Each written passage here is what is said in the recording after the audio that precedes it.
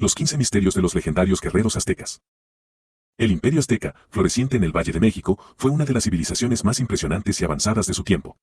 Su ascenso al poder no solo fue gracias a su habilidad en el comercio, la religión y la administración, sino, sobre todo, debido a la fuerza y organización de su ejército. Los guerreros aztecas no solo defendían su territorio, eran el corazón palpitante de una expansión militar que extendió su influencia sobre vastas áreas de Mesoamérica. En comparación, el mundo azteca coexistía en paralelo con otras civilizaciones poderosas, como la griega en tiempos antiguos, que también destacaba por su militarismo y sus estrategias bélicas. Si bien los griegos peleaban entre sí en guerras como las del Peloponeso, los aztecas, en su contexto histórico, mantenían una serie de relaciones complejas con otros pueblos mesoamericanos.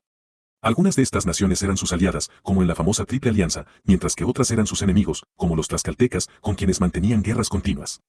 La influencia azteca se basaba en gran parte en su capacidad para aterrorizar y someter a estas otras civilizaciones. Y en el centro de este poder militar estaban sus temibles guerreros. Así que, a lo largo de este video, te presentaremos los 15 datos históricos más impactantes sobre los guerreros aztecas y descubriremos por qué eran tan temidos en su tiempo. Esto es todo historia, y sin más preámbulos, comencemos con la lista. Número 1. El macuahuitl, un arma letal y sofisticada. El macuahuitl no era solo una simple espada, sino una obra maestra de la tecnología bélica mesoamericana. Este instrumento letal estaba hecho de madera robusta, pero lo que lo diferenciaba de otras armas era su filo mortal, compuesto por obsidiana, un vidrio volcánico que podía cortar tan profundamente como el acero. Los bordes del macuahuitl estaban incrustados con estas filosas piedras que hacían que cada golpe fuera devastador. Para entender mejor la brutalidad de esta arma, se decía que un solo golpe podía decapitar a un caballo, un animal que los aztecas nunca habían visto antes de la llegada de los españoles, pero cuya presencia sorprendió a los guerreros aztecas. Imagina el impacto psicológico que causaba un guerrero azteca blandiendo un arma que podía cortar de manera tan precisa y mortal, una herramienta que no solo infligía heridas, sino que también mostraba el dominio de los aztecas sobre los materiales naturales de su entorno. El macuahuitl no era simplemente un arma de guerra, sino también un símbolo de estatus. Solo los guerreros de élite podían portar uno, y el hecho de que estas armas eran utilizadas tanto en rituales religiosos como en combates reales les daba un aura casi mística. Cada golpe asestado con un macuahuitl era, en cierta forma, una ofrenda a los dioses de la guerra, como Huitzilopochtli, y reflejaba la simbiosis entre lo terrenal y lo divino en la cultura guerrera azteca. Número 2. Las feroces órdenes guerreras, caballeros jaguar y águila. Dentro del ejército azteca, dos órdenes militares destacaban por encima de las demás, los caballeros jaguar y los caballeros águila. Estos guerreros formaban parte de una élite que no solo dominaba las artes del combate, sino que encarnaba los valores más altos de la sociedad azteca. Ser admitido en una de estas órdenes era un honor reservado solo para aquellos que demostraban habilidades excepcionales en la captura de enemigos en batalla, una tarea mucho más difícil que simplemente matarlos. El caballero jaguar, cubierto con pieles moteadas que simbolizaban el sigilo y la ferocidad del jaguar, era un guerrero que se especializaba en emboscadas y ataques nocturnos. Por otro lado, los caballeros águila representaban el poder del sol y el cielo, luchando con valentía durante el día y destacando por su habilidad para organizar a las tropas en formaciones estratégicas. Estos guerreros no solo luchaban por el honor de su ciudad, sino que su rol tenía un significado religioso. En la cosmovisión azteca, el mundo se mantenía en equilibrio gracias a los sacrificios humanos, y los caballeros jaguar y águila eran los encargados de capturar prisioneros que luego serían sacrificados para aplacar a los dioses. Así, su papel en la guerra estaba directamente ligado al ciclo de la vida, la muerte y la renovación cósmica. Número 3. El arte del sacrificio en la guerra. Para los aztecas, la guerra no solo era una cuestión de conquista territorial, también tenía una función espiritual. En la cosmovisión azteca, el mundo estaba en un equilibrio delicado, sostenido por los sacrificios humanos que alimentaban a los dioses. Por esta razón, la guerra azteca estaba profundamente influenciada por las creencias religiosas, y una de sus principales motivaciones era la captura de prisioneros para los sacrificios. Los guerreros más valientes no eran necesariamente aquellos que mataban a más enemigos, sino aquellos que lograban capturar prisioneros vivos. Estos prisioneros eran posteriormente sacrificados en elaborados rituales en honor a los dioses, especialmente al dios solar Huitzilopochtli, quien, según las creencias, necesitaba sangre para mantener el equilibrio del cosmos. El arte de capturar enemigos sin matarlos requería una habilidad excepcional, y los guerreros que sobresalían en esta tarea eran altamente respetados en la sociedad azteca. No era raro que estos guerreros recibieran tierras, mujeres y privilegios especiales como recompensa por su valor y habilidad. El hecho de que un guerrero azteca capturara a sus enemigos vivos en lugar de simplemente matarlos muestra cuán profundamente arraigadas estaban las creencias espirituales en las estrategias militares de los aztecas.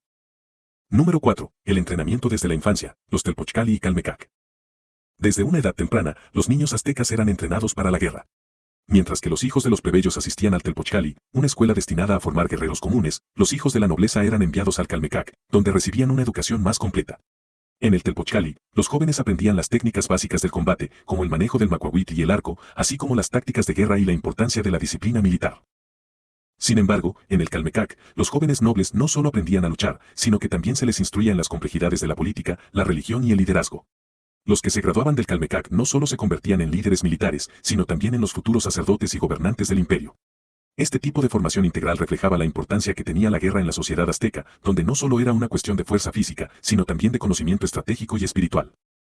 El hecho de que tanto los plebeyos como los nobles recibieran una formación militar desde la infancia subraya la naturaleza profundamente militarizada de la sociedad azteca. La guerra no era una actividad reservada solo para un segmento de la población, era una parte fundamental de la vida para todos los ciudadanos aztecas.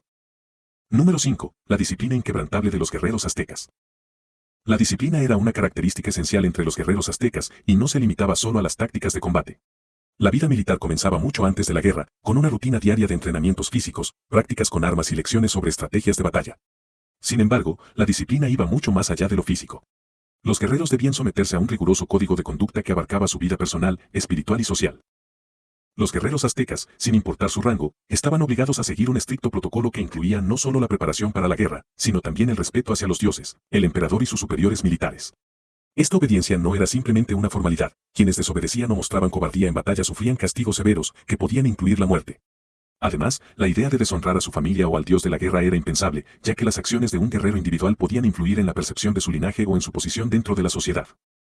Esta estricta disciplina era una de las razones por las que el ejército azteca era tan eficaz en combate. Los guerreros no solo peleaban por gloria personal o por el botín, sino que lo hacían con el conocimiento de que estaban siendo observados por los dioses y por la sociedad entera. Cada victoria en batalla no era solo una muestra de valentía, sino también una prueba de su capacidad para mantener el orden cósmico, una responsabilidad que no tomaban a la ligera. Número 6. Las guerras floridas y su significado dual. Las famosas guerras floridas eran una serie de conflictos ritualizados que diferían de las campañas militares tradicionales. A primera vista, estos enfrentamientos parecían simples guerras entre los aztecas y sus enemigos, como los tlaxcaltecas, pero en realidad, su propósito principal no era la conquista territorial. En su lugar, el objetivo era capturar prisioneros que serían sacrificados a los dioses en ceremonias religiosas. Las guerras floridas comenzaron cuando los recursos para los sacrificios se volvieron insuficientes. La necesidad de prisioneros creció a medida que las demandas de los dioses, según los sacerdotes, también aumentaban. Estas guerras eran acordadas entre las diferentes ciudades-estado, y aunque los combates eran reales y mortales, los guerreros sabían que su objetivo era capturar prisioneros vivos, no necesariamente exterminar al enemigo. Era un proceso de mutuo acuerdo, y aunque parezca contradictorio, algunas de las ciudades que participaban en estas guerras eran aliadas de los aztecas en otras circunstancias. El término florida no se refiere a la belleza de las flores, sino a la idea de que las vidas humanas eran como flores que debían ser ofrendadas a los dioses para mantener el equilibrio del universo. Los aztecas creían que el sol solo continuaría su recorrido diario si era alimentado por sacrificios, y las guerras floridas eran una solución estratégica para asegurar un suministro constante de víctimas. Además de su propósito espiritual, también servían como un entrenamiento constante para los guerreros, permitiéndoles perfeccionar sus habilidades en el campo de batalla sin la necesidad de destruir a sus enemigos por completo. Número 7. El valor simbólico de las cicatrices de guerra. En la sociedad azteca, las cicatrices no solo eran marcas físicas, sino también símbolos de honor y valentía. Los guerreros que regresaban de la batalla con cicatrices visibles eran reverenciados y considerados héroes. Estas marcas contaban la historia de sus luchas y sacrificios, y cuanto más visibles y profundas fueran, mayor era el respeto que recibían. Para los aztecas, las cicatrices representaban la conexión directa entre el guerrero y los dioses. Cada herida sufrida en batalla era vista como una prueba de la voluntad divina, un recordatorio de que el guerrero estaba dispuesto a ofrecer su cuerpo y su vida en nombre de su pueblo y de los dioses. Esto no solo elevaba el estatus del guerrero en la sociedad, sino que también le otorgaba ciertos privilegios. Por ejemplo, un guerrero con cicatrices podría tener derecho a tierras, recibir obsequios de nobles o incluso ganar el derecho a participar en decisiones políticas importantes. La presencia de cicatrices también jugaba un papel en las ceremonias religiosas, donde los guerreros marcados eran vistos como figuras de gran importancia. Se creía que sus cuerpos, al haber sido bendecidos con heridas, estaban más cercanos al mundo espiritual, y su sangre derramada en batalla se ofrecía simbólicamente a los dioses. Así, las cicatrices no solo eran evidencia de su habilidad en combate, sino también de su devoción religiosa. Número 8. La temible táctica del atlatl. El atlatl, una especie de lanzadardos que permitía a los guerreros aztecas lanzar proyectiles a grandes distancias con gran fuerza, era una de las armas más temidas de su arsenal. A simple vista, el atlatl parecía una herramienta sencilla, pero en manos de un guerrero azteca bien entrenado, se convertía en un arma devastadora. Los dardos lanzados con el atlatl podían perforar armaduras de cuero y escudos de madera, lo que lo hacía extremadamente efectivo tanto contra soldados individuales como en ataques masivos contra formaciones enemigas. Lo que hacía al atlatl tan formidable era su capacidad para lanzar dardos a una velocidad y precisión que no podía ser igualada por un arco tradicional. Un guerrero azteca podía permanecer a una distancia segura y aún así infligir un daño considerable al enemigo, creando una atmósfera de terror entre las filas contrarias. Los relatos de los primeros conquistadores españoles describen cómo estos dardos, impulsados por el atlatl, eran capaces de atravesar las protecciones de los caballos, lo que impresionaba profundamente a los invasores europeos. Además, el uso del atlante no solo requería fuerza física, sino también una gran precisión y destreza, cualidades que los guerreros aztecas perfeccionaban durante años de entrenamiento. Esta combinación de habilidades físicas y tecnológicas reflejaba el enfoque detallado que los aztecas ponían en su preparación militar. El atlante no solo era una herramienta de guerra, sino también un símbolo de la innovación y el ingenio que caracterizaban al ejército azteca. Número 9. El papel de los dioses en la guerra azteca. La religión y la guerra en la civilización azteca estaban entrelazadas de una manera que pocas otras culturas han experimentado. Cada batalla, cada conquista y cada decisión militar importante se hacía bajo la sombra de los dioses, en particular de Huitzilopochtli, el dios del sol y la guerra. Los aztecas creían que sus dioses no solo observaban sus acciones en el campo de batalla, sino que también intervenían activamente en ellas. Huitzilopochtli, en particular, exigía constantes sacrificios de sangre para mantener el sol en movimiento. Los guerreros aztecas, por lo tanto, no solo peleaban para expandir el imperio o defender sus territorios, sino que también lo hacían como un deber sagrado. Cada victoria se veía como una señal de la aprobación divina y cada derrota como un llamado a realizar más sacrificios y renovar su devoción a los dioses. El papel de los dioses también se manifestaba en los rituales previos y posteriores a la batalla. Antes de marchar hacia la guerra, los líderes militares realizaban ceremonias en los templos, ofreciendo sacrificios para asegurar el favor divino. Durante la batalla, se creía que los dioses estaban presentes, guiando las manos de los guerreros y decidiendo el destino de las naciones. Después de la batalla, los prisioneros capturados eran llevados a las pirámides, donde se ofrecían como sacrificio a Huitzilopochtli y otros dioses. Así, el ciclo de la guerra y la religión estaba perpetuamente entrelazado, con los dioses actuando tanto como jueces como participantes. Número 10. La jerarquía militar y las órdenes de guerreros élite. El ejército azteca estaba estructurado en una jerarquía militar estricta, donde cada rango era alcanzado mediante logros en el campo de batalla.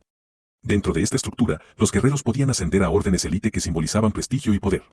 Las dos órdenes más conocidas y temidas eran los Huachik, guerreros rapados, y los Ocelot, caballeros jaguar.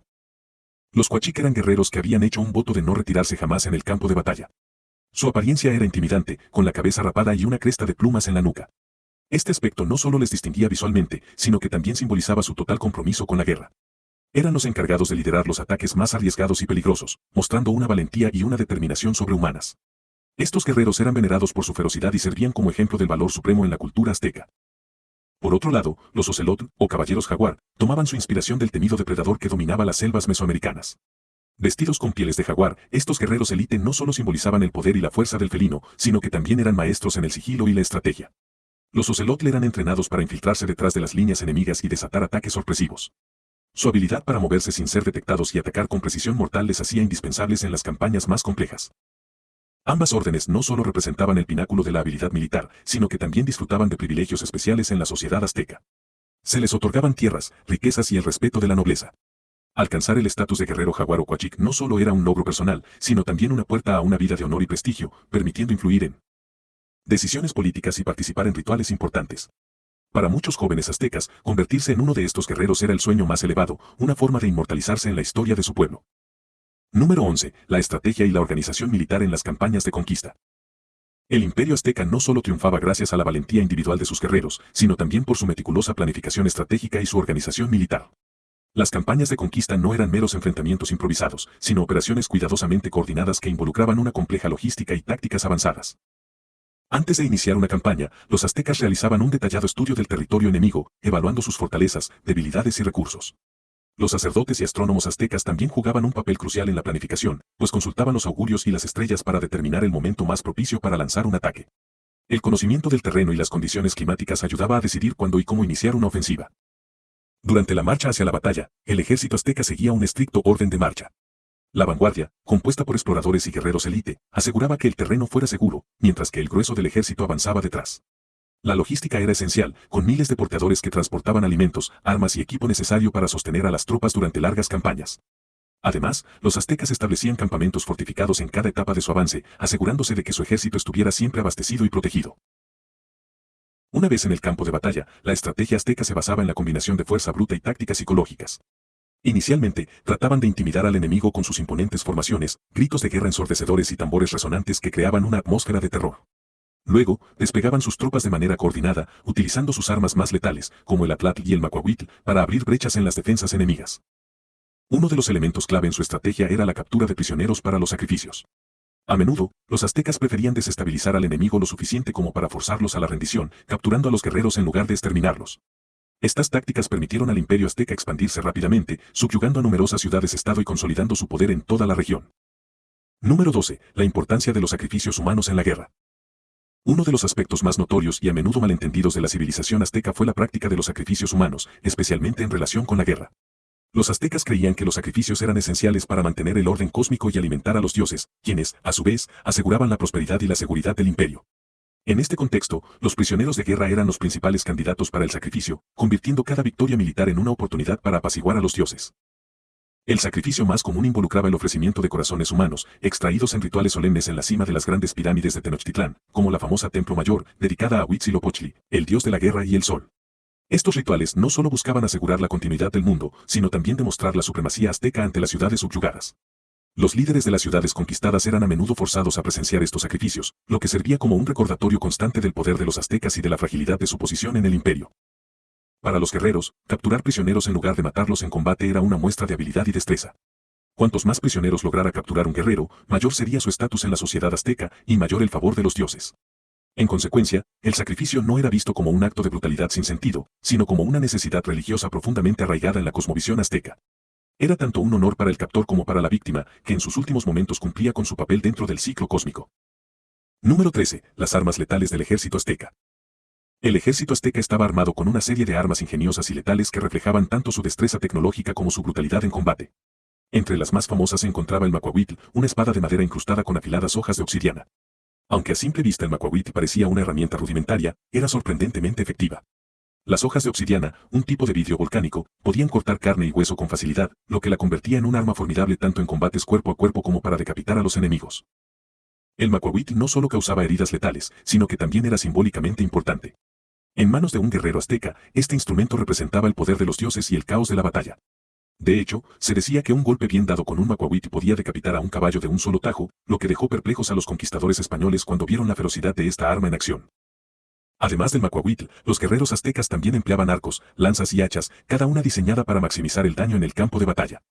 Los escudos, decorados con plumas y símbolos de poder, ofrecían protección y al mismo tiempo mostraban el estatus del guerrero que lo portaba. Estos instrumentos de guerra no solo eran herramientas de destrucción, sino también extensiones del guerrero mismo, reflejando su habilidad, fuerza y conexión con los dioses. Número 14. La red de alianzas y tributos.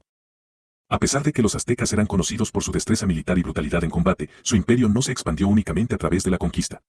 Una de las claves de su éxito fue su capacidad para tejer una red compleja de alianzas políticas y acuerdos de tributo. La más importante de estas alianzas fue la Triple Alianza, formada entre Tenochtitlán, Texcoco y Tlacopan. Esta coalición permitió a los aztecas consolidar su poder en el Valle de México y llevar a cabo campañas militares más ambiciosas sin agotar todos sus recursos. La Triple Alianza no solo se trataba de una cooperación militar, sino también de una estrategia económica. Los aztecas utilizaron la diplomacia para someter a muchas ciudades-estado bajo su dominio, ofreciendo protección a cambio de tributos regulares. Este tributo, que podía consistir en alimentos, materiales valiosos, prisioneros para sacrificios o guerreros auxiliares, permitía que el imperio azteca prosperara y creciera sin tener que desangrar continuamente sus propios recursos. El flujo constante de bienes y riquezas hacia la capital, Tenochtitlán, no solo fortaleció la economía azteca, sino que también permitió la construcción de impresionantes templos, palacios y otras obras monumentales que consolidaron su hegemonía cultural. Esta red de tributos y alianzas era extremadamente eficiente. Los aztecas sabían cómo mantener a sus estados tributarios bajo control, utilizando tanto la amenaza de la fuerza como incentivos diplomáticos. Sin embargo, este sistema también generó tensiones internas. Algunas ciudades-estado, como Tlaxcala, resistieron activamente el dominio azteca y se convirtieron en los más acérrimos enemigos del imperio. Eventualmente, la acumulación de resentimiento entre las ciudades subyugadas jugaría un papel crucial en la caída del imperio, ya que muchas de ellas se aliarían con los conquistadores españoles para derrocar a sus opresores aztecas. Número 15. La caída del imperio y el fin de los guerreros aztecas. A pesar de su temible ejército, su sofisticada organización militar y su extensa red de alianzas, el imperio azteca cayó en un tiempo sorprendentemente corto tras la llegada de los conquistadores españoles dirigidos por Hernán Cortés. La batalla entre los dos ejércitos fue un choque de culturas y estrategias totalmente diferentes. Los guerreros aztecas, acostumbrados a las guerras ritualizadas donde la captura de prisioneros era más importante que la muerte del enemigo, se encontraron en desventaja frente a los europeos, cuyo objetivo era la aniquilación total de sus oponentes. La llegada de los españoles trajo consigo enfermedades devastadoras, como la viruela, que diezmaron a la población azteca, debilitando aún más su capacidad militar. Los aztecas también subestimaron el poder de las armas de fuego, los caballos y las armaduras metálicas que los europeos introdujeron en el campo de batalla. A pesar de su valentía y resistencia, los guerreros aztecas no pudieron hacer frente a la combinación de armas superiores, enfermedades mortales y el colapso de su red de alianzas internas. El factor que selló el destino del imperio fue la traición de varios de sus antiguos aliados, como los tlaxcaltecas, quienes se unieron a Cortés en su asalto final a Tenochtitlán. Estos aliados indígenas, que habían sufrido bajo el sistema de tributos azteca, vieron en los españoles una oportunidad para liberarse de la opresión. La caída de Tenochtitlán en 1521 marcó el fin del imperio azteca y de sus guerreros, quienes lucharon hasta el último hombre defendiendo su capital. Los guerreros aztecas, una vez temidos en toda Mesoamérica, desaparecieron en gran parte tras la conquista. Sin embargo, su legado perdura hasta hoy. Sus hazañas y su cultura de guerra siguen siendo recordadas en la historia de México y su influencia aún se siente en las tradiciones y costumbres modernas. La valentía, el honor y el espíritu de lucha de los guerreros aztecas se han convertido en símbolos de la resistencia y la identidad cultural del pueblo mexicano. Conclusión, el legado inmortal de los guerreros aztecas. A lo largo de la historia, los guerreros aztecas han sido recordados como una fuerza imparable, guerreros disciplinados y feroces que llevaron a su civilización a convertirse en uno de los imperios más poderosos y temidos de la Mesoamérica precolombina. Sus tácticas militares, su devoción a los dioses y sus extraordinarias hazañas en el campo de batalla los inmortalizaron en los anales de la historia. Sin embargo, más allá de sus éxitos militares, los guerreros aztecas simbolizan la tenacidad y la lucha por la supervivencia de una cultura rica y compleja que fue brutalmente interrumpida por la llegada de los colonizadores europeos. Aunque su imperio cayó, su espíritu sigue vivo en las historias que aún se cuentan, en las tradiciones que se han transmitido de generación en generación y en la identidad mexicana moderna. Así que, cuando pensamos en los guerreros aztecas, no solo recordamos su destreza en la batalla, sino también la fuerza de su cultura y el legado que han dejado en la historia. Un legado que, gracias a su valentía y sacrificio, nunca será olvidado. No olvides suscribirte a Historia para más relatos épicos sobre las grandes civilizaciones y personajes que marcaron el rumbo de la humanidad.